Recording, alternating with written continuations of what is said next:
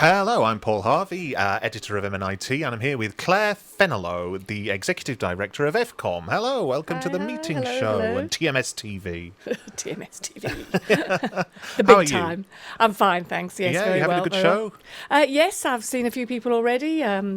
Bumped into people I know. That's the reason for coming, really, for me. See Yeah. people, chat, catch up.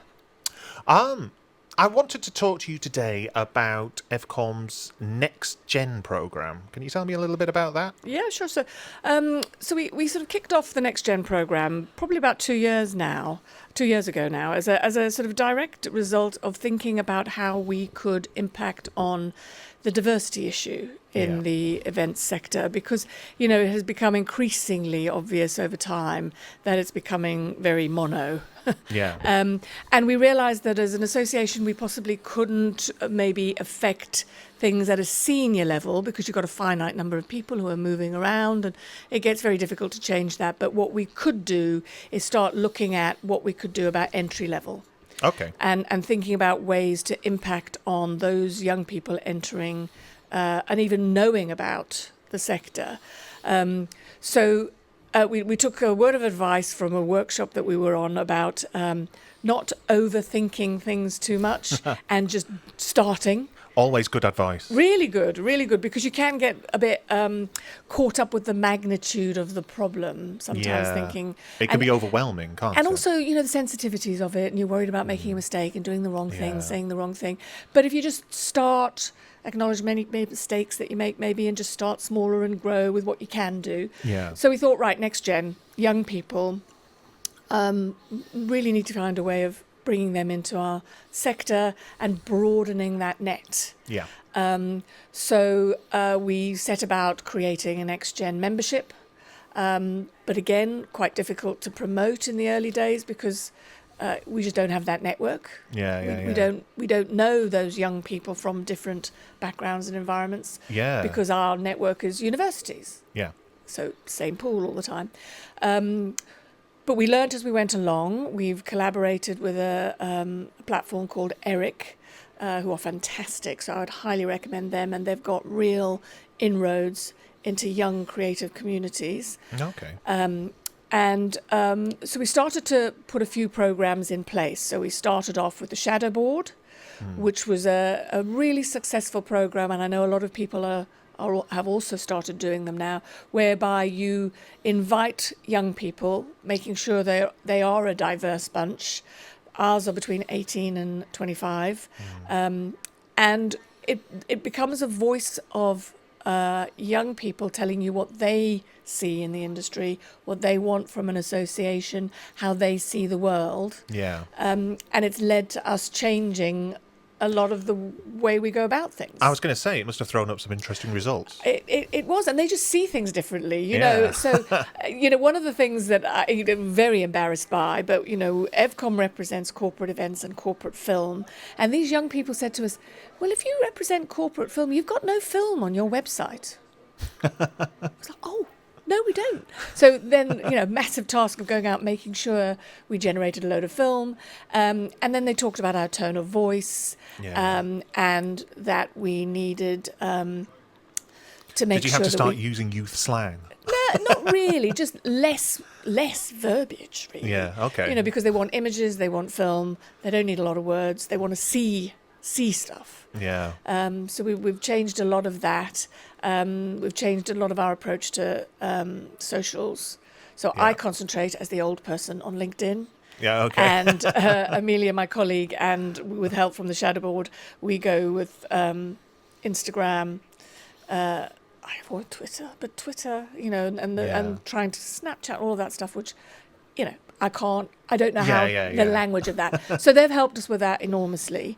And just the topics and the issues that they want to discuss and the way they go about discussing them is very different. So we also try and put them in front of our senior board so that it's a two-way conversation. So they're learning from the senior board and the senior board are learning what they think.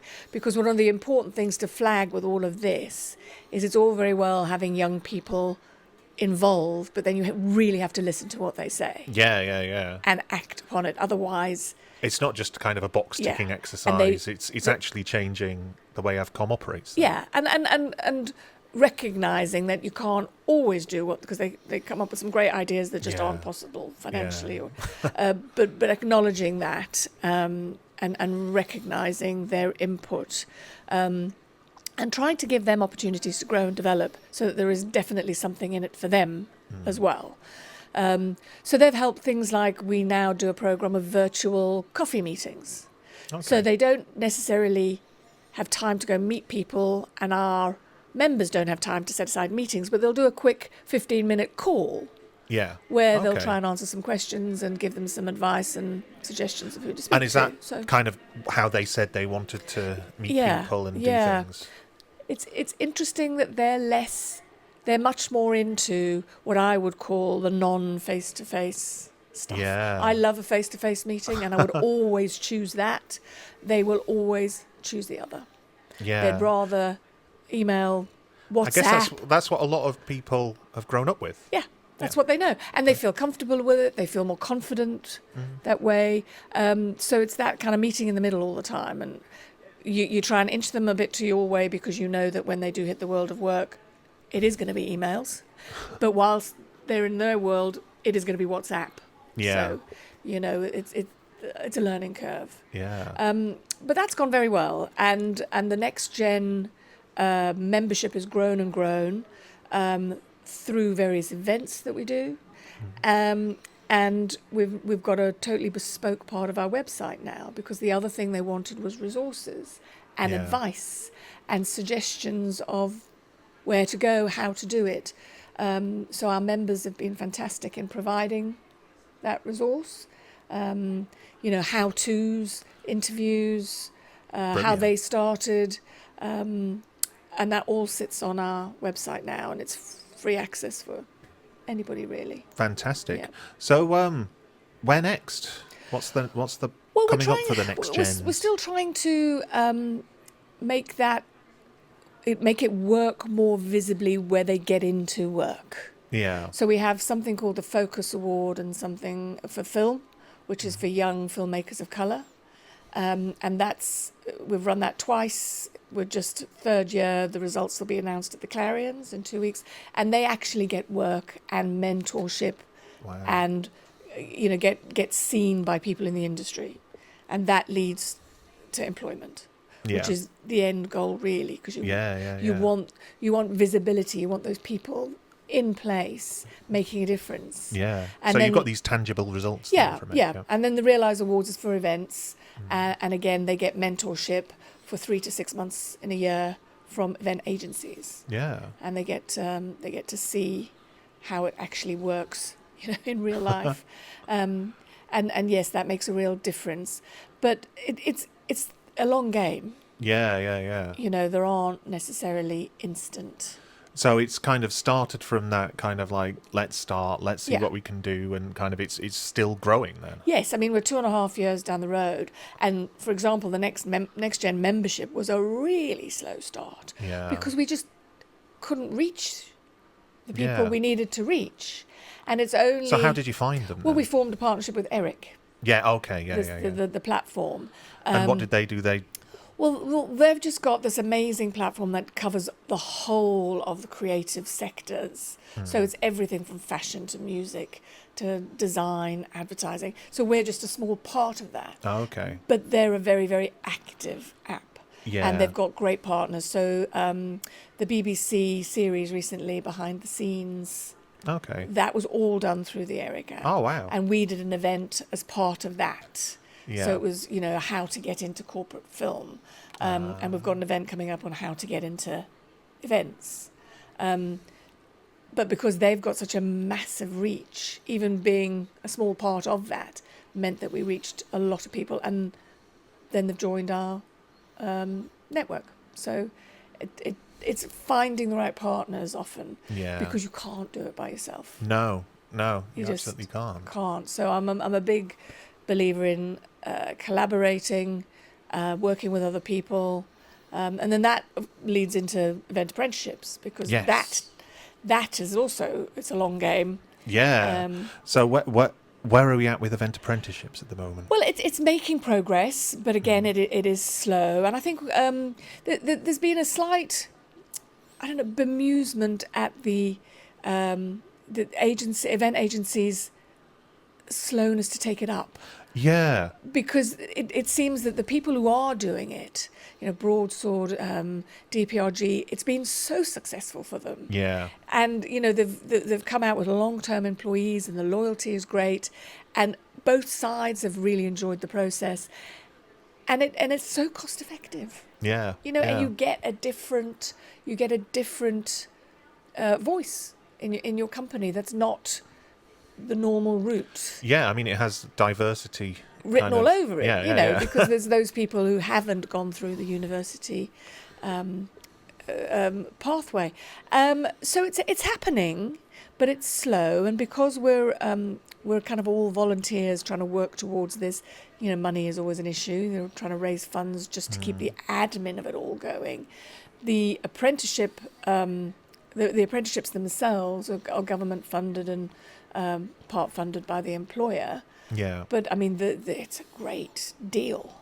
I'm constantly amazed at the value that it offers. Yeah, I mean, I've been writing about this for a good long while now, and spoken to kind of agencies, like Broadsword and DRPG that have been doing it, and there seems to be no downsides to me. No. But I think there's a fear that there's a lot of involvement from the agency side, that it's going to mean a lot of work for them, but there isn't. I mean, the provider does all of that. Yeah. If you find the provider that's providing the training that you require to fill a gap in your agency, they will help you with all of that. It's in their interest to do that. Do you think it's possibly because, like, post-COVID, we were just kind of, there's a lot of short-term thinking going on, just kind of survival, basically. Yeah. And then it's only now that we're getting around to kind of thinking about doing things more long-term, and maybe it'll pick up kind of as we get around to that way of thinking? I hope so. I think people haven't had the headspace. Yeah, they've been, saving their business has become, like, let's just keep going. And then everybody was under-resourced. So everybody was just, all hands to the pumps. Yeah. And maybe once we get into the new year, and possibly a change of government changes everyone's views, and maybe it's an instrument of change. Just into, oh God, I sound like Keir Starmer now. An instrument of change, but you know what I mean. I think often you just need pushes to change people's thinking. Yeah. But I'm hoping it will start to pick up, because it's just a wonderful, wonderful program. Absolutely. And we need more agencies to embrace it and then talk about their experience and their success, so that other people, any of the doubt and the fear or the worry or the lack of knowledge about it is removed. Yeah, no, well, we're going to keep on championing it, because it's an absolutely valuable and vital part of the industry. Yeah, and I think you talk to anybody who's come out the end of an apprenticeship, and they have only positive things to say about their experience. Fantastic. All right then, Claire. Well, I think we're going to have to wrap it up there, but thank you very much for joining me, and enjoy the rest of the show. Thank you very much, and thanks for having me.